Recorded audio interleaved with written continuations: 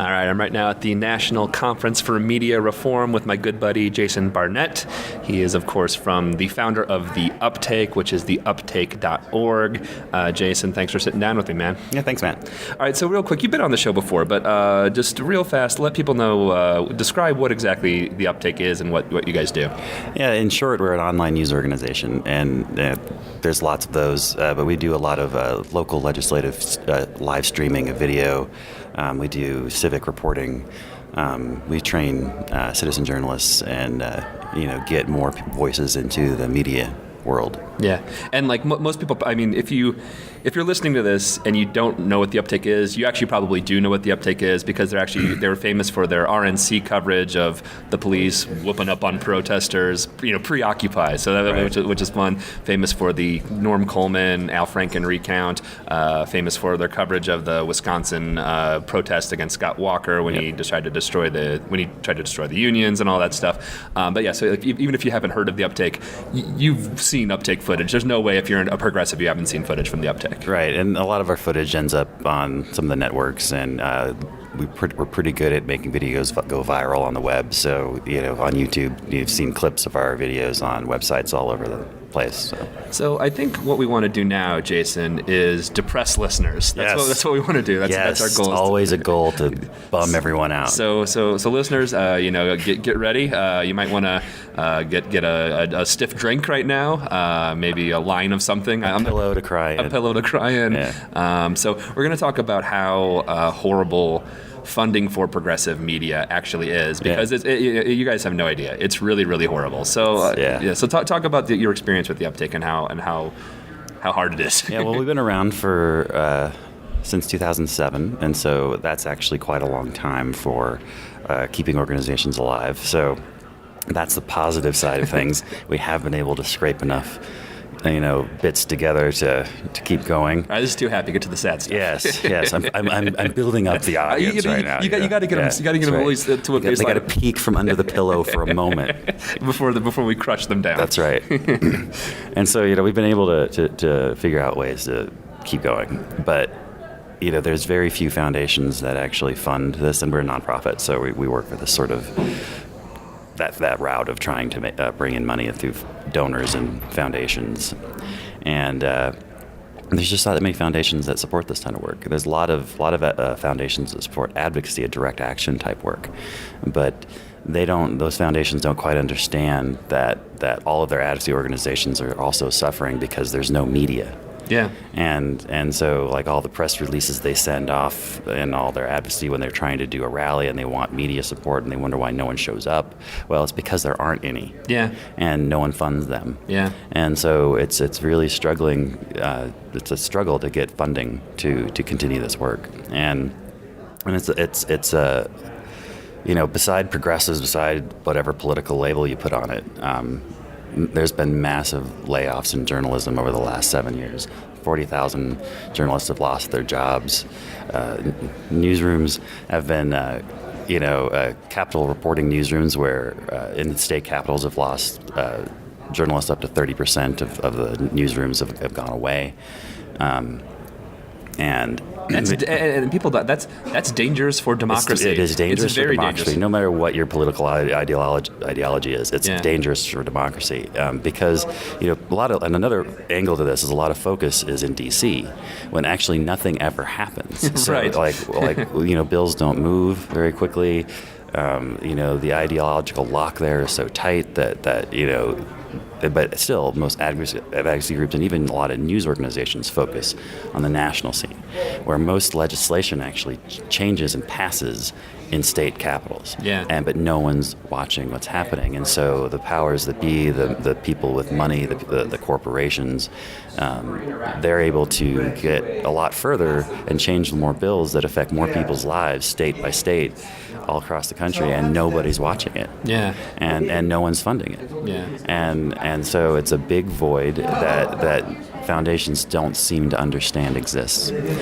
I understand why the right funds their media, because the right-wing media is essentially, they want to make money, and the right wing, it pushes the agenda of making money, and like if they have if they see it as an investment, a lot of times on the the left we're fighting for justice, and there's not necessarily a lot of money in doing good. Yeah, funny that. Yeah, exactly, right. but it's still like there's still like a ton of wealthy progressives who just still don't even who do at least on paper say they care about the cause, but just don't understand that this massive void that's there. Yeah, there seems to be a disconnect between wealthy progressive donors and funders, and then the institutions that the progressive side have built, and the institutions somehow seem like it's a smart idea to spend millions and millions of dollars a month on TV ad buys advertising their cause to these media companies that are actually owned all by the other side. Right. And so they're funding the other side. They're funding their other side, thinking that they're getting a lot of impact through these TV ads. And to me, it's a completely.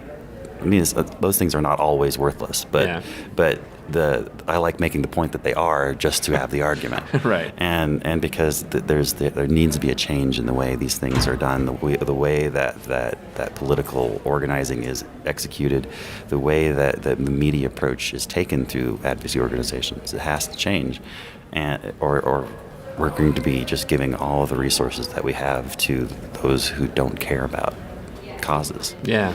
And that's what's happening now, and that's one of the reasons why a lot of institutions don't fund media in the proper way, and it's because they have this 1982 format of thinking about how the world still exists, and they even try to look at the internet in a similar way. And they're like, oh, well, if we could put big ads on your site, maybe that's one way to get you money. And you're like, okay, well, if you know anything about online advertising, that ain't going to help much. Right. Thanks a lot, fellas. So, they just don't understand. And and I've been in the space long enough and trying to help people understand. I don't know what to do anymore. Yeah. Drink. Drink heavily. Yeah. And, shut everything down and go start a business and make a lot of money.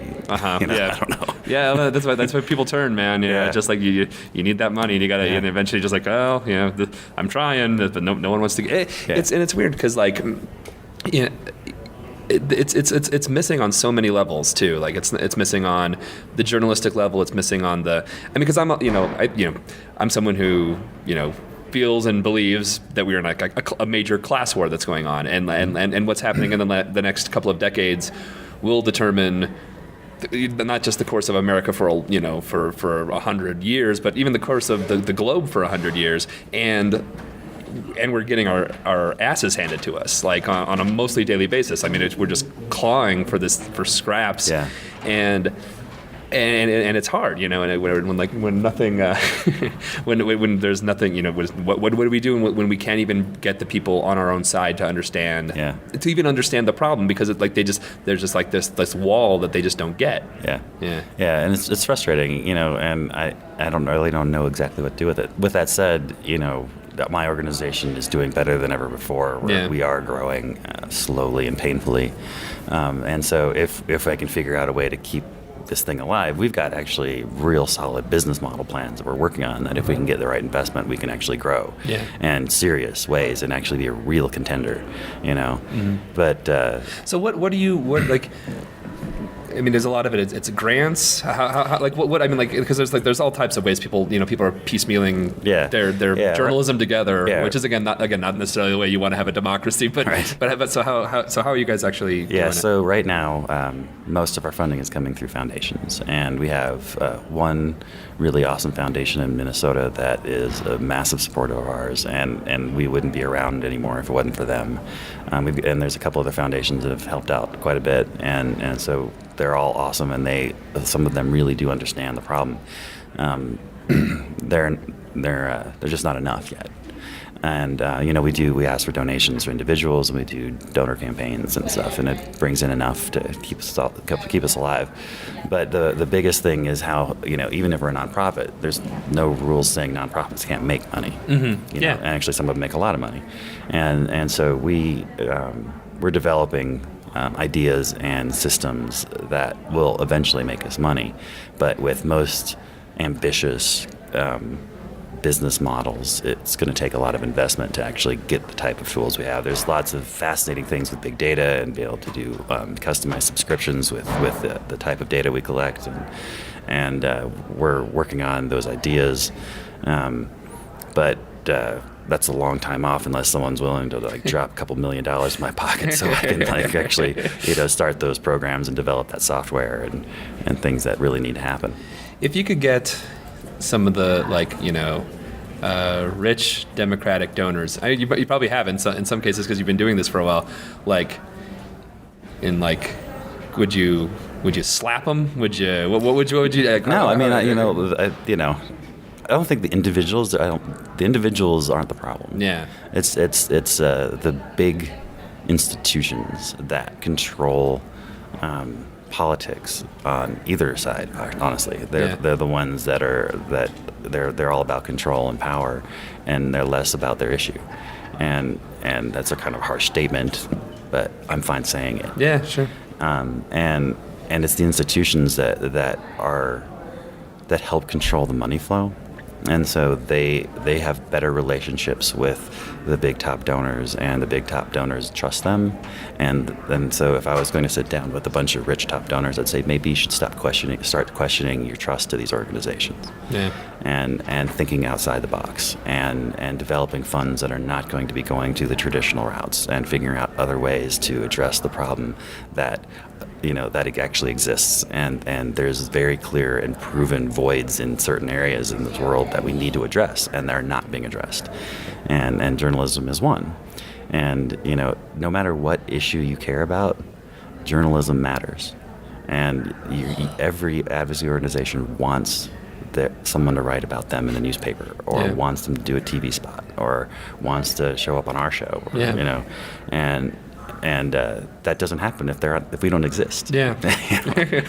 So maybe that isn't as depressing. Maybe we don't need to try more to get people to cry into their pillow. Yeah. Yeah. I mean, so I hope listeners, if you need that, you have Prozac or Zoloft or something nearby to help you get through this. But Jason Barnett from the Uptake, theuptake.org, my friend, it's always great to see you. Yes, so good to see you, man. Thanks for talking to me. Yep.